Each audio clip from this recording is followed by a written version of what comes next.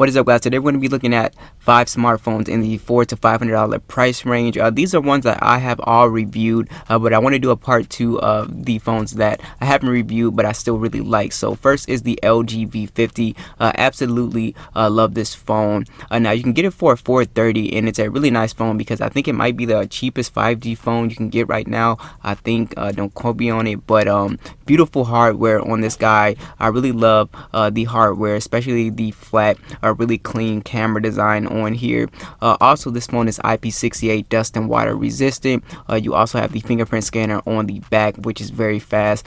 The highlight with this phone would be the display. You have a beautiful P OLED display. It's a 6.4-inch display, 1440p, 538 for the PPI. Yes, it does have the notch, but it does use the notch for good with the dual camera setup, so it's not just a big notch for no reason. You also have on here Android 10 with the Snapdragon 855 and Adreno 640. Basically, it's a very fast phone, still a flagship chip. It can play pretty much all games on high, Call of Duty, Fortnite, whatever. You will be able to do that, and it's just very fast. So multitasking and stuff like that. You have 6 gigs of RAM and 128 gigs on the base model with micro SD support as well. So it's a very blazing fast phone. You do have stereo speakers on here as well, which get pretty loud, so I think it's loud enough for most people.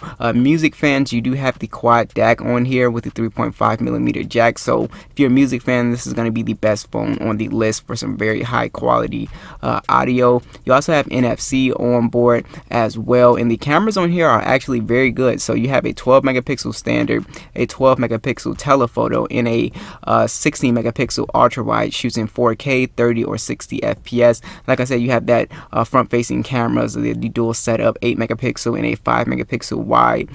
So the battery life situation on here is very good as well. So you have a 4000 milliamp battery with 18-watt fast charging with wireless charging as well. I did a drain test on this. You get around 8 hours and 30 minutes of screen on time, if not 9 if you're a light user. So excellent phone. Next is the iPhone X. I've been using this phone for a while. I really like it. I think the price point is pretty decent in the used market as well, at around $450 to $470. So this is a very good phone still.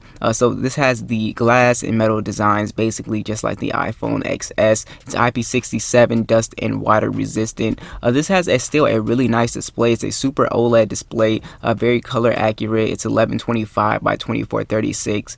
458 for the PPI. No problems with this display. It's very nice.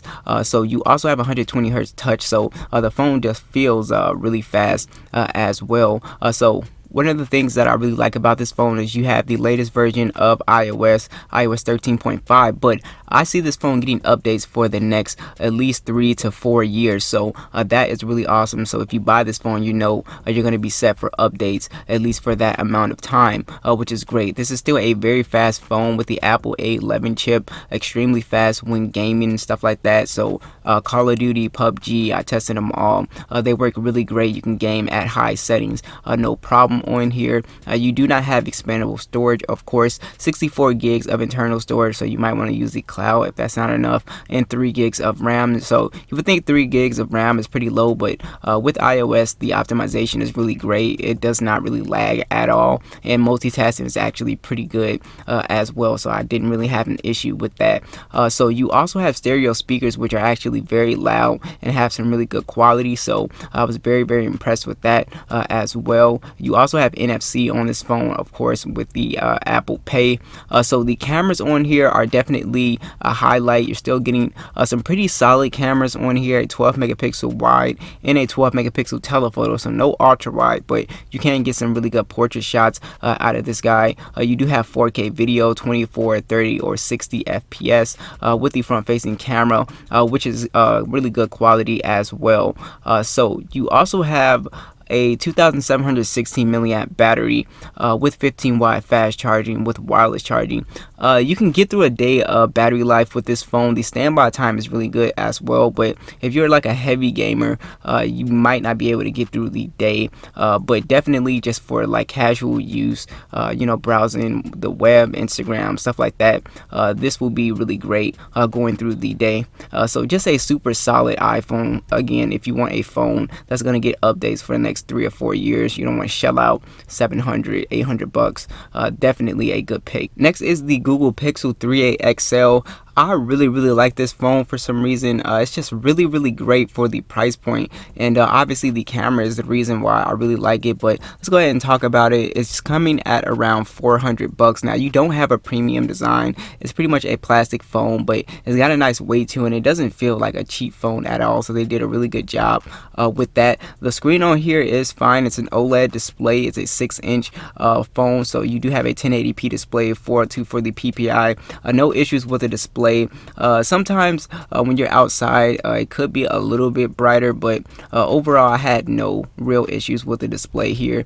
So the cool thing about this phone is you have Android 10, so you should be getting you're obviously going to get Android 11 and Android 12 as well with this phone. So if you buy it, you're going to be set for updates, which is something that I really like. You have the Snapdragon 670 and Adreno 615. So I'm not sure when the phone came out there were problems with speed, but with Android 10 I had no real issues with speed at all. It was perfectly fine, especially with multitasking with 4 gigs of RAM. Again, was fine. You're not going to be doing heavy stuff on this phone because that's not what this phone is really for. You're buying this phone for the camera, so you have a 12.2 megapixel camera. It's a 4K camera, and you also have an 8 megapixel selfie camera. The camera on here is excellent, good dynamic range, color accuracy, depth of field. It's just a really good camera. So I really love taking pictures with this phone. It's one of the phones that I'll kind of like pick over a lot of the other phones that I have, just because I like how the color comes out and the detail in the photos. It's just very impressive for this price point. You're basically getting like an $800 camera and a $400 phone, which I think is impressive.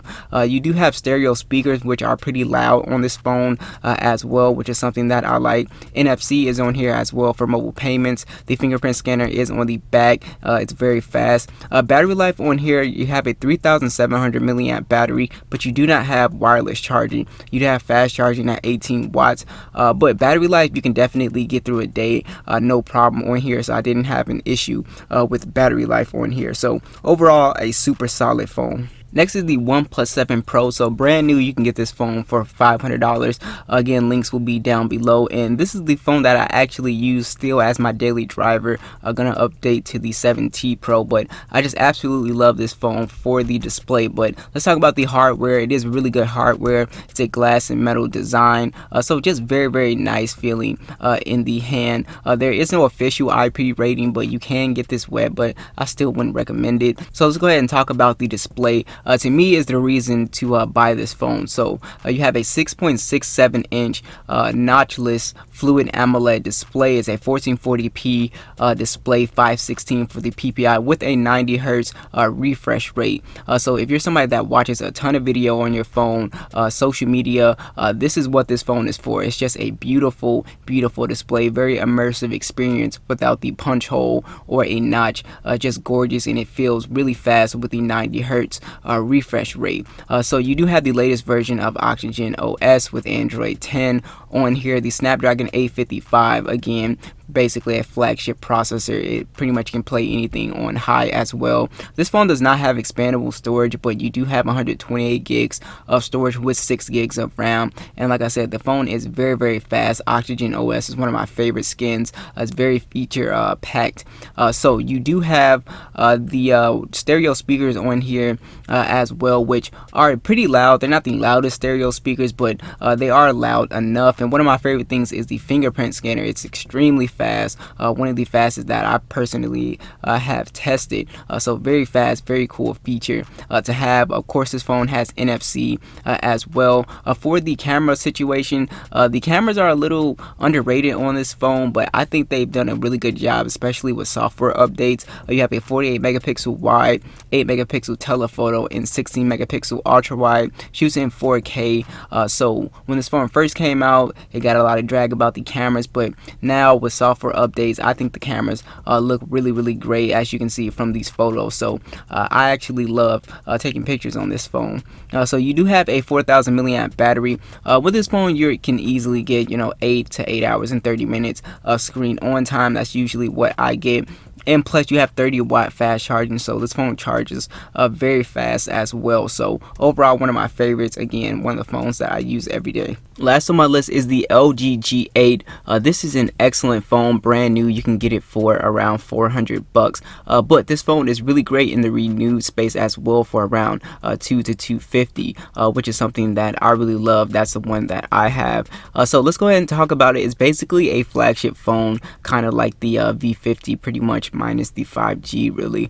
But you still have the same design, glass and metal design. It's IP68, dust and water resistant. This one has the same POLED display, but it's a smaller 6.1 inch display. Still 1440p, 564 for the PPI. So that's one of the highlights with this phone. Just a beautiful display, very color accurate. This phone does have the latest version of Android as well, with LG Skin, which is really kind of more stock Android. They just add a couple of little features in there, but you do have the Snapdragon 855 with the Adreno 640. So again, a flagship chip really. You can play pretty much all games on high. I did do a gaming test on the channel on that. You also have micro SD support with 128 gigs of storage and 6 gigs of RAM. So again, a very fast phone, multitasking, no issue on this phone. You also have the 3.5mm jack for the quad DAC, so still a really great music option. Also, you have NFC